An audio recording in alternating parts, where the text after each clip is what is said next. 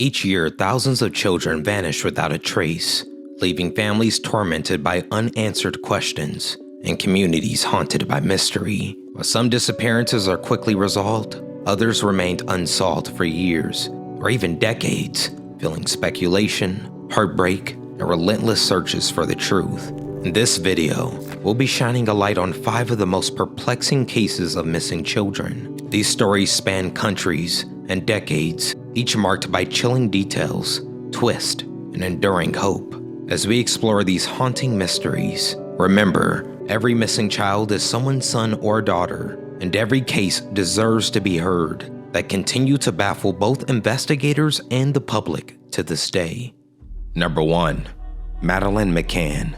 Identified as a new suspect in the disappearance of Madeleine McCann. Madeleine McCann, 18 years after she went missing on a family holiday. On the evening of May 3, 2007, the McCann family's dreamy vacation in Praia da Luz, Portugal, transformed into a living nightmare. Staying at the Ocean Club Resort, Kate and Gary McCann tucked their 3-year-old daughter Madeleine and her younger twin siblings into bed before joining friends at a nearby tapas restaurant. They checked on the children throughout the evening, but around 10 p.m., Kate discovered Madeleine missing, her bed empty, the shuttered window raised, and her stuffed animal left behind. The immediate police response proved disastrous. The apartment wasn't secured, allowing friends and bystanders to contaminate the crime scene. Roadblocks came too late, and key forensic evidence was compromised from the start. Months later, British cadaver dogs detected traces of blood and a possible cadaver scent in apartment 5A and in a rental car that the McCanns hired weeks after Madeleine vanished. DNA tests revealed 15 of 19 genetic markers matched Madeleine, but contamination and degraded samples meant results were inconclusive. Still, on September 7, 2007, Portuguese authorities controversially named Kate and Gary as suspects. They were later cleared. Theories would swirl. Witnesses reported a man carrying a blonde child that night, which has since been ruled out as a tourist, while child protection experts including Jim Gamble pointed to organized trafficking as a possibility. False sightings would arise worldwide, from Morocco to Australia, but none proved credible. The massive media spotlight helped raise awareness, yet flooded investigators with misleading tips. In 2020, the case shifted dramatically. German prosecutors identified Christian Bruckner, a convicted sex offender, as their prime suspect. Living in the Algarve when Madeleine disappeared, Bruckner is serving a 7-year sentence for a sexual assault of a 72-year-old woman in Praia da Luz in 2005. Searches of Bruckner's properties uncovered disturbing material, including writings about abducting children and a hard drive with deeply concerning files. Bruckner denies involvement, and nobody has been found. For the McCann family, hope lingers. Advances in DNA analysis and facial recognition keep alive the possibility of answers, even as Madeleine's fate remains one of the most haunting mysteries of modern times. Number 2. Kyron Horman. 15 years since Kyron Horman vanished. 15 years since 7-year-old Kyron Horman went missing from a Portland elementary school. Today marks 15 years since 7-year-old Kyron Horman disappeared. On the morning of June 4, 2010, 7-year-old Kyron Horman was excited about his school science fair. His stepmother, Terry Horman, drove him to Skyline Elementary School in Portland, Oregon at 8 a.m., and little did they know, this would be the last known photo captured of Kyron alive. According to Terry, she left the school at 8:45 a.m. after watching Kyron walk towards his classroom.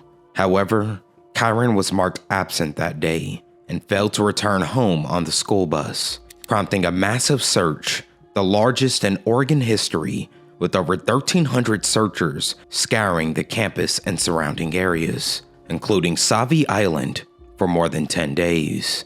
Despite extensive efforts, no trace of Kyron was found. Suspicion soon focused on Terry Horman due to several factors. She failed 2 polygraph tests about Kyron's disappearance and refused a third, while Kyron's biological parents passed theirs with flying colors. Investigators later revealed that Terry had allegedly tried to hire their landscaper Rodolfo Sanchez to end her husband Kane's life, a plot that occurred only 5 months before Kyron's disappearance. And Terry's timeline after leaving the school revealed gaps and inconsistencies. She claimed to have run errands and driven around with their 19-month-old daughter before going to work out at a gym, yet significant periods went unaccounted for.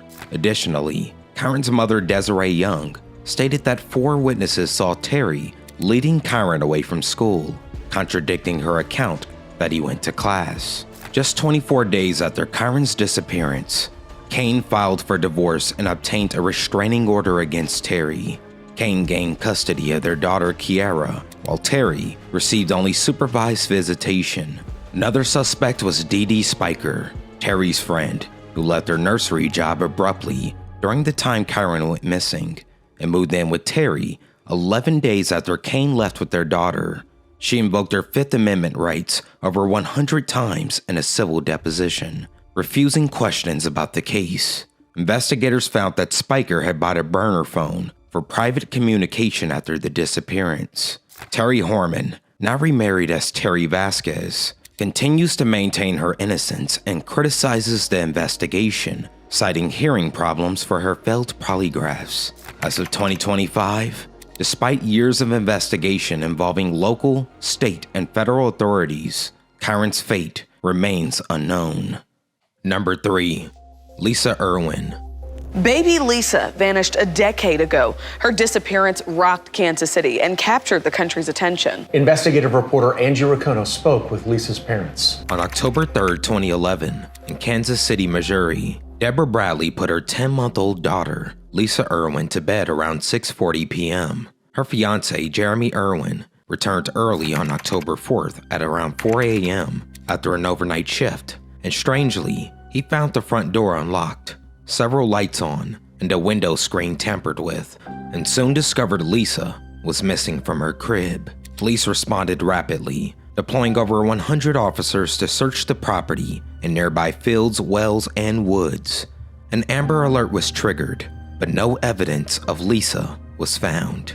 Investigators learned that 3 cell phones were missing from the household, one reportedly not working. But Jeremy believed that their disappearance was somehow connected to Lisa's abduction. A crucial clue surfaced when detectives traced a 50-second call made from one of the missing phones to Megan Wright at 11:57 p.m., the night Lisa vanished. Wright denied knowing the Irwins or answering the call, describing her phone as accessible to several individuals, and notably had recently split from John Jersey Tanko, a local handyman who had a criminal background involving burglary, who had been spotted in the area working around a neighbor's house and turning off sprinklers around 11 p.m., just an hour before the kidnapping is believed to have occurred. Private investigator Bill Stanton stressed that uncovering who made that call was central to solving the case. Several witnesses also reported seeing a man late at night carrying an underdressed baby and a diaper around the neighborhood despite the cold weather. Surveillance footage at a nearby BP station around 2:45 a.m. also captured a man in a light shirt emerging from the woods, though it was unclear whether he carried anything. Initially, suspicion was directed at Bradley, who had been heavily drinking that night, uncertain of the last time she had checked on Lisa before she disappeared. Police reported that Bradley had failed the polygraph test, though later she claimed she passed, contrary to what the police claimed. Media scrutiny and investigative pressure led the family to cease cooperation by October 8th, raising public suspicion, but authorities never charged Bradley or Irwin, citing insufficient evidence. By 2025, Lisa, who would be 14 years old, remains missing, and her parents still reside in the same home, maintaining hope that she is alive and keeping Lisa's room just as it was. The case is active, with a $100,000 reward offered for her safe return. Number 4. Asha Degree. Released today in the case of Asha Degree. Investigation into the disappearance of Asha Degree. Tonight, law enforcement is zeroing in on a local family. On the evening of February 13th, 2000, Asha Degree and her family had just came home from attending church. It was bedtime and she shares a bedroom with her older brother O'Brien. Asha's father, Harold Degree, would check on both children around 2:30 a.m., seeing them both asleep in their beds. However, shortly after 2:30 a.m., O'Brien heard Asha's bed squeak, assuming that she was changing positions in her sleep. However, Asha had actually gotten out of bed, taking a backpack that she had previously packed with clothes and personal items, and she would leave the house during a severe rainstorm.